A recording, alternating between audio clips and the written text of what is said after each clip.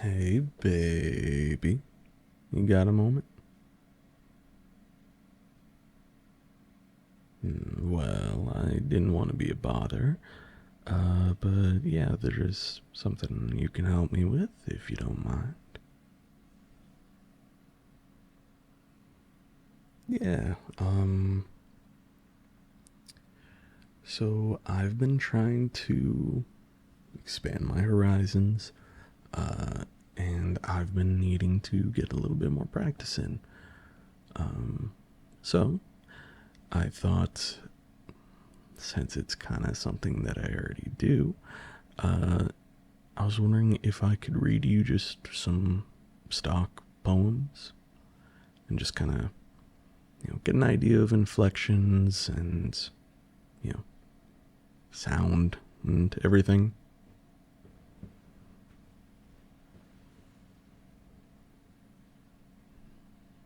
I appreciate you. Um, I didn't really have anything in mind. No scripts at the moment, but I did have an idea. I could pull up some poems and just kind of go through, do a couple readings, and see what you think.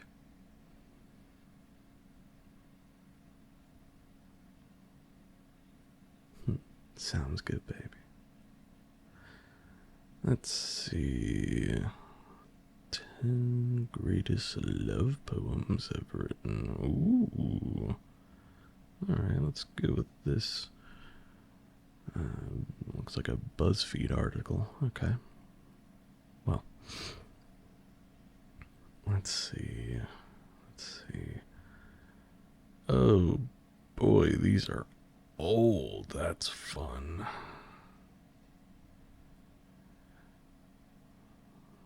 Well, I don't think they're dated in like what they're saying. I mean, you know, love has been a thing for a while now, but it's more so the just how everything is worded. You know, old English, that kind of thing. Not really my strong suit, but I can give it a try.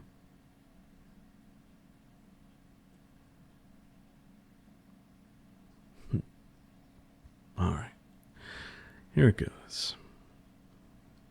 Since There's No Hope by Michael Drayton, 1563 through 1631. Since there's no hope, come, let us kiss and part. Nay, I have done, you get no more of me. And I am glad, yeah, glad with all my heart, that thus so cleanly I myself can free. Shake hands forever, cancel all our vows, and when we meet at any time again, be it not seen in either of our brows, that we one jot of former love retain.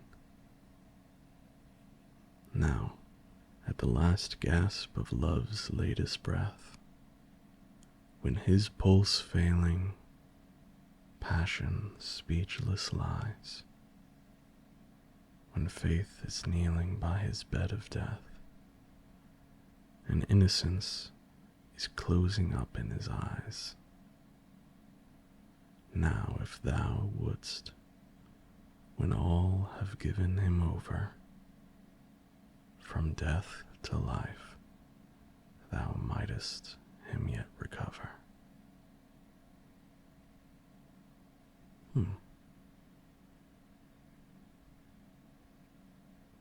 Well, that's a fucking bummer of a beginning.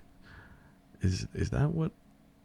Is that? Did I get that right? Is that like death or like loving someone when they die? Oh my god. Yeah, Old English is a little hard. Let's see, what's this next one? Oh, more Old English. Perfect. Okay. How Do I Love Thee by Elizabeth Barrett Browning, 1806 through 1861. How do I love thee? Let me count the ways. I love thee to the depth and breadth and height. I fucked that up already monumentally. Wow. Okay, hold on. Breadth? Breadth. Breadth. How does that breadth? And not height. Not height. No, it's height. Okay. Let me try that again. Don't laugh. You're going to make me laugh. Okay. Okay.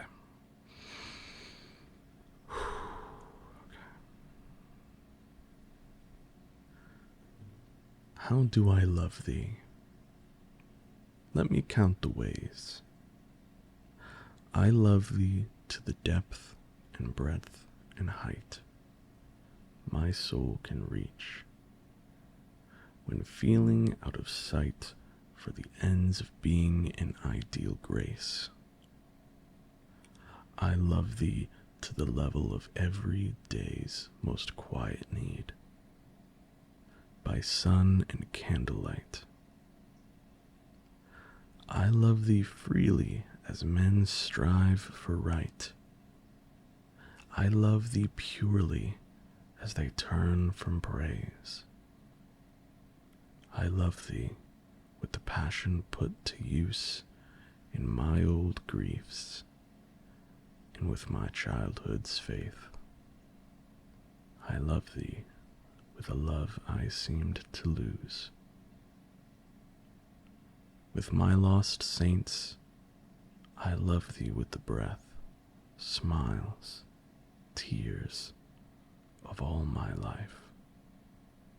And if God choose, I shall but love thee better after death.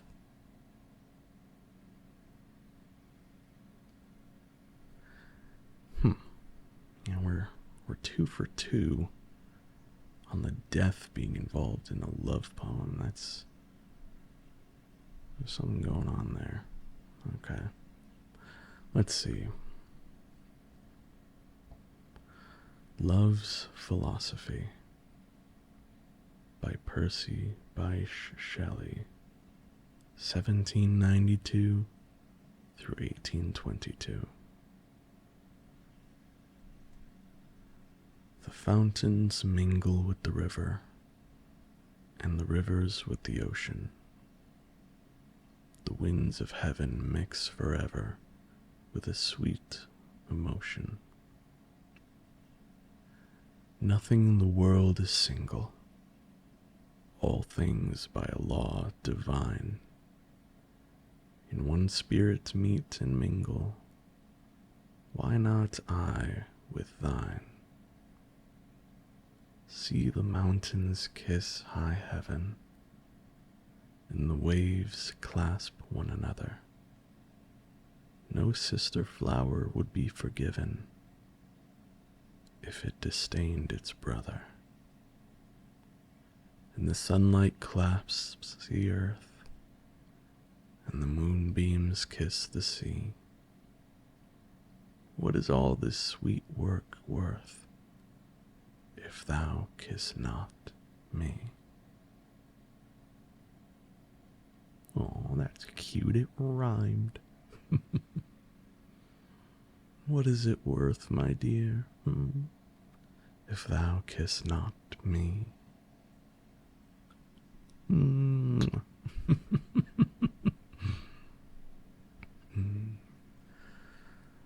Let's see. Oh my God, this is a long one. Okay. Alright, we gotta scroll for this one. Alright. Well, that's ironic. It's the shortest title thus far. Love by Samuel Taylor Coleridge, 1772 through 1834.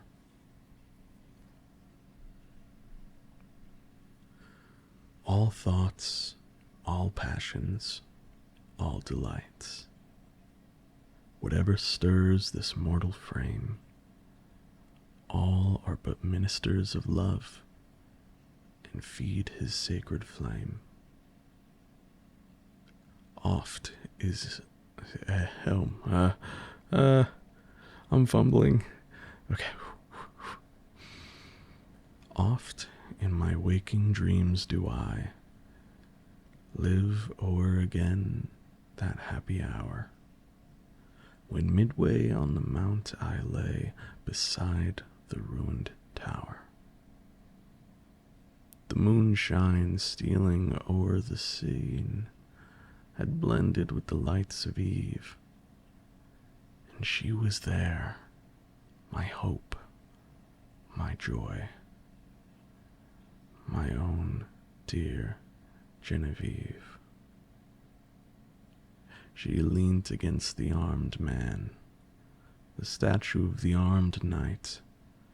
She stood and listened to my lay amid the lingering light. Few sorrows hath she of her own, my hope, my joy, my Genevieve. She loves me best whenever I sing the song that makes her grieve. I played a soft and doleful air. I sang an old and moving story, an old rude song that suited well that ruin wild and airy. She listened with a flitting blush, with downcast eyes and modest grace, for well she knew I could not choose but gaze upon her face. I told her of the knight that wore upon his shield a burning brand, and that for 10 long years he wooed the lady of the land. I told her how he pined, and the deep, the low, the pleading tone with which I sang another's love interpreted my own. She listened with a flitting blush, with downcast eyes and modest grace. She forgave me that I gazed too fondly on her face. But when I told the cruel scorn that crazed that bold and lovely knight, and that he crossed the mountain woods nor rested day or night, that sometimes from the savage den, and sometimes from the darksome shade, and sometimes starting up at once in green and sunny glade, there came and looked him in the face an angel, beautiful and bright, that he knew it was a fiend, this miserable night, and that unknowing what he did, he leapt amid a murderous band, and saved from outrage worse than death the lady of the land. And how she wept and clasped his knees, and how he tended, oh no, not he tended, no, and I already fucked up clasped. That's such a weird word, clasped. Okay. And how she wept and clasped his knees, and how she tended him in vain, and ever strove to expiate the scorn that crazed his brain, and that she nursed him in a cave, and how his madness went away, when on the yellow forest leaves a dying man he lay. His dying words, but when I reached that tenderest strain of all the ditty, what? All the ditty, Ditty. It's the only ditty here, okay? My faltering voice and pausing harp disturbed her soul with pity. All impulses of soul and sense had thrilled my guiles, Genevieve. Genevieve, oh my god. Genevieve, I'm fumbling so hard. This fucking poem never ends. The music and the doleful tale, the rich and balmy eve, and hopes and fears that kindle hope, an undistinguishable throng, and gentle wishes long subdued and cherished long. She wept with pity and delight. She blushed with love and virgin shame. And like the murmur of a dream, I heard her breathe my name. Her bosom heaved, she stepped aside. As conscious of my look she stepped, then suddenly, with timorous eye, she fled to me and wept. She half enclosed me with her arms. She pressed me with a meek embrace, and bending back her head looked up and gazed upon my face. 'Twas partly love and partly fear, and partly 'twas a bashful art, that I might rather feel than see the swelling of her heart. I calmed her fears, and she was calm, and told her love with virgin pride. And so I won my Genevieve, my bright and beauteous bride.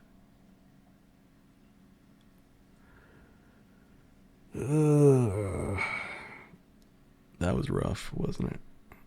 Yeah, there was a lot in there. I mean, it just kept going. What's with this? All of these being about death. What are we, like 3 out of 4? Oh my goodness. 3 out of 4? I don't know. How many have I read at this point? Yeah, 3 out of 4.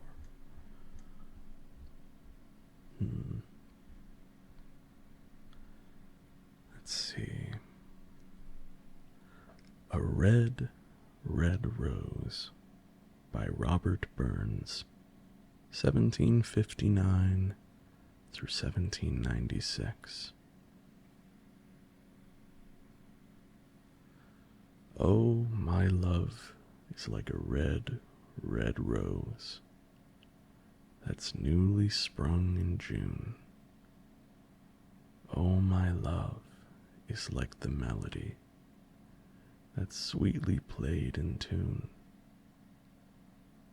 So fair art thou, my bonny lass, so deep in love am I, and I will love thee still, my dear,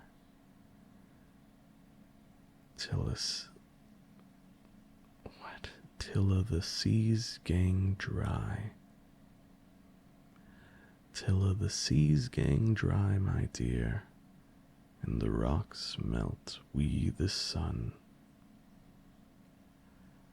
I will love thee still, my dear, while the sands of life shall run, and fare thee weel, my only love. and fare thee weel a while. And I will come again, my love, though it were 10,000 miles. Don't laugh. Don't laugh. Okay. It doesn't spell love Love. It spells love Luve. I don't know what kind of translations this is supposed to be, but I'm reading this and I'm saying love, but it says, oh, my Louvre. He's like a red rose. Oh, my Louvre is like the melody. I don't know. Okay, here. We'll call this one the last one. This one you might actually know. Annabel Lee by Edgar Allan Poe.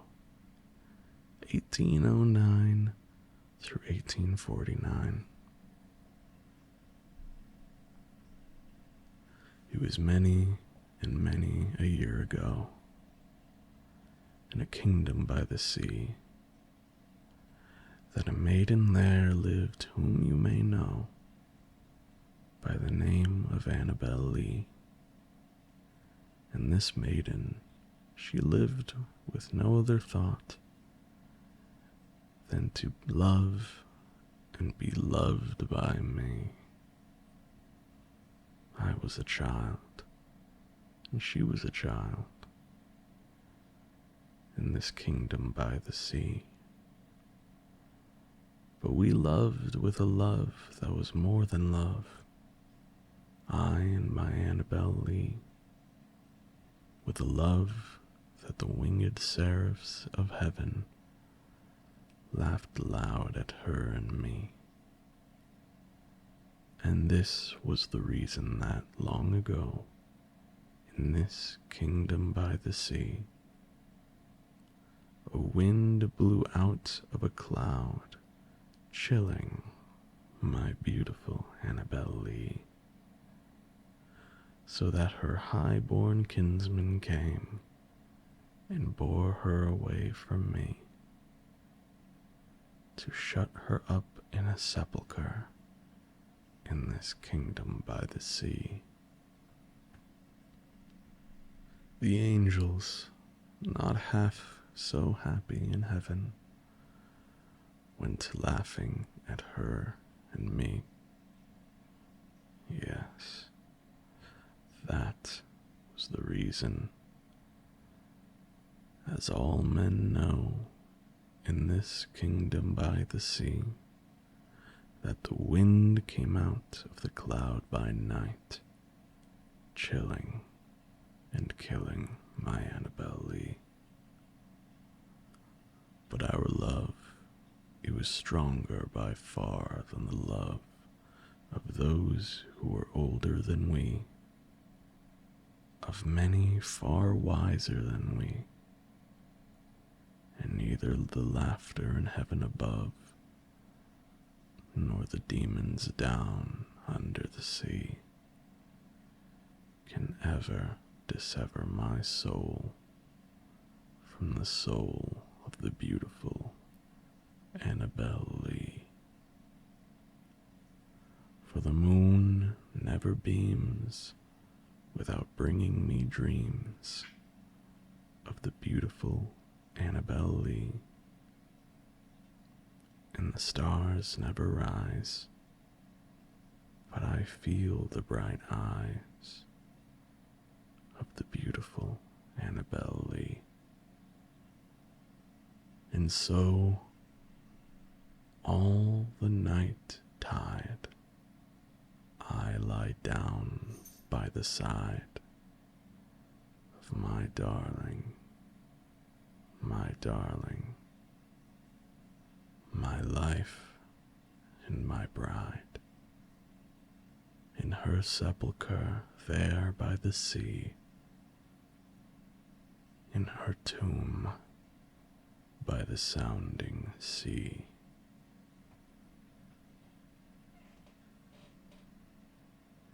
That's the first time I read that, actually. That was a lot darker than I thought it was going to be.